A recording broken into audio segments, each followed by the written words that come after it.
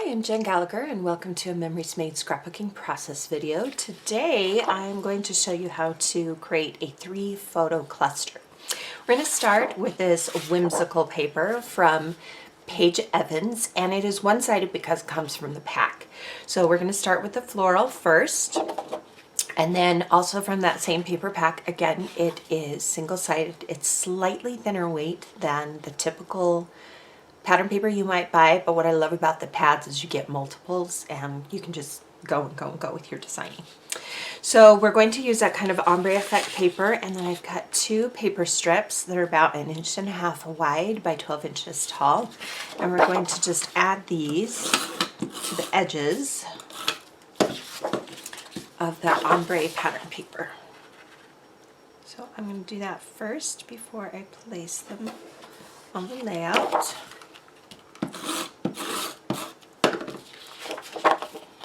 You just want to make sure that you have about the same amount on each side. So I'm guessing this is between 1/4 inch and 1 inch tall. And then trim off any excess height. Sometimes because it comes from the pad and I cut off that perforated edge, I'll get a little extra paper on one of them. I'll just use my scissors right along the edge and trim that up. And now we can add this big piece to the page. So I like to have pattern in my paper, but I don't want it to overwhelm my photos or anything. So one way that I'll do this is I'll use it as a background. And we are going to center this. And I love it because it all comes from one collection pack, so of course everything looks awesome together. So I have 3 photos, and I have squared white cardstock. The photos are about 3.75, and I want to say the squares are about 3.8. Go ahead and mount them on white cardstock. If you print at home, you could just leave that white edge around them on the photo paper. It's totally up to you. Sometimes I like the texture. I'm using an American Crafts white cardstock. And I'm going to trim off a little bit at the bottom of this photo. I don't have so much white cardstock.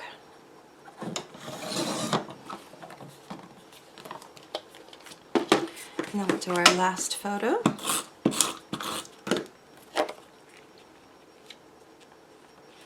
Just center them. Alright, so when I'm planning a photo cluster, I always look at the photo that to me tells the main story. And in this particular story, I'm talking about this photo was taken about a year after my son passed away from cancer, and that I have found the ability to smile again. So to me, the main part of this story is this photo. So this photo needs to stand out from the rest. So I'll start planning my grid, and see how there's some white space right here. So this is the part that I will tuck underneath. There is nothing in that photo in that area that needs to be seen, so it's fine if I tuck it there. And then this one, I can overlap both, and now your eye sees all 3, but this one, being the photo that's on the top, is the one that will catch your eye and is the most important. So now let's build the layout from the bottom up. We'll start tucking things in. I have these tags, which are also from this collection, and I cut them apart, and then I used a hole punch, punched out the top, and I've added twine to the top. So if you have tag elements, finish the element and take it all the way. So this one's going to go right behind here. Trim some extra pieces of that twine. And then I think I'll do a butterfly there. This was actually from the Ephemera pack. Here is another tag. Again, I've punched a hole from the top. I love tags because they have interesting top shapes. Put that one there. And then I have a 3rd tag. I like to work in 3s.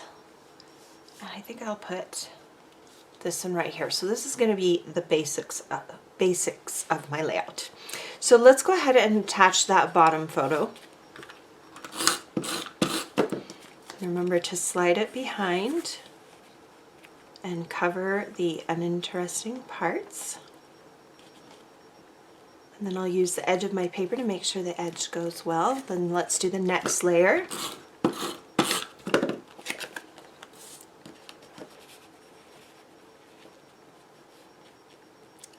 this one to have the corner sticking out a little bit right here. And then for the third and final photo, I'm going to overlap both. But again, I'm not covering anything important in this photo right here. All right, now we can add some more of our embellishments. So let's go ahead and add this tag here. Now, two of my tags have twine on them, but one thing that you can do is I'm going to use some natural colored paper, or clothespins rather, not paper clips. I do use paper clips a lot. I'll just add them to the top of that tag. Now, when you have an element like a butterfly, one way to create movement is to kind of fold up the wings a little bit. That way, when it's in your sheet protector, it will still stay stuck up a little bit, but I think it's really pretty. And this butterfly is going to kind of fly off that direction. For some added dimension, this is not from the collection, this is an old Echo Park accordion fold circle. I'm going to add this right here, but I love the yellow, that it matches the yellow over here. You can see it a little more here. But obviously I don't need a beach ball on this particular project. So I fussy cut this little circle from the pattern paper in the collection pack. And look how awesome this is. Totally covers up. So if you have an element, don't be afraid to change it, whether you put something on top or something behind. I have another little butterfly, pink this time, from the Ephemera pack. And this one is going to fly off here. So I have 3 total butterflies. 1, 2, 3. And also from the Ephemera pack is this cute Let's Get Creative. And I'm going to place one glue dot underneath that. And then I'm going to hide one part of that. And now you can see it sticks up. The way to hold that in place is with a foam dot. So just take a foam dot, the same size, remove the backing, and put it behind on the edge. And then just make sure it sticks. Sometimes, because the element is so tall, it requires 2. So I'll just stack one on top of the other. And now it is the same height as this particular piece here. Now on the green tag, I'm going to add some clouds from the Ephemera pack. I love when an Ephemera pack has a lot of different elements. We're going to tuck that one slightly behind the photo. And then I'm going to bring in the blue cloud, also from the Ephemera pack. And I'll try to link you to all of the products below. Sometimes they're out of stock. If that is the case, just look for something similar in your own stash. Then I have 2 more circles that I fussy cut from the paper. And these are going to go on the left side of my main photo. And then at the top of the coral tag, I'm going to take one more paper strip that says Wonder. And do the same thing.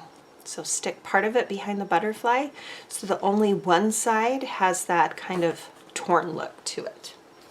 For the title, I'm using a beautiful gold title that says Fresh Start, because after losing my son, we did kind of have to start over and we had a new normal. So I'm not sure on the placement yet, so I'm just going to lightly place it on my layout.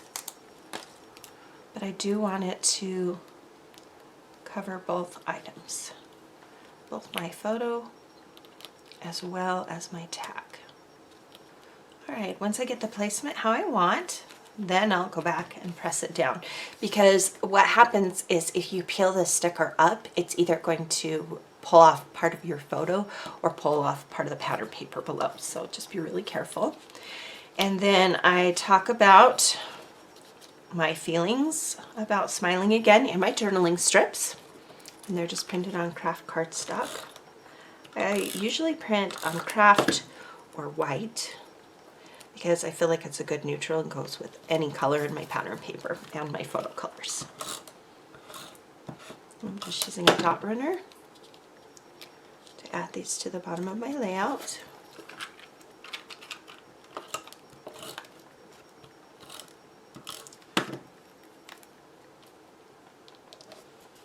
And then I have some enamel dots. This is from an Echo Park collection, but I thought they were really pretty colors. And I'm going to kind of use the salmon pink here. Just add in a few colors. And then we'll add some here at the top. Make sure you don't stick it to your twine. Just a cluster of 3. And what that does is just repetition kind of just brings in some extra interest. So here's how you do a photo cluster the right way. Always plan on what your main photo will be, and it should have some attention drawn to it, whether it is on the top, whether it has extra elements around it, whether it is a little larger. There should be one main photo, and then the other 2 can be supporting photos. If you have more than 3, the same kind of concept. Find one photo, draw attention to it, and then support the photo with additional photos. So thank you for joining me for this scrapbooking process video. Take a moment to subscribe to my YouTube channel as I'm adding new videos all the time, and visit jengallagher.com for additional inspiration.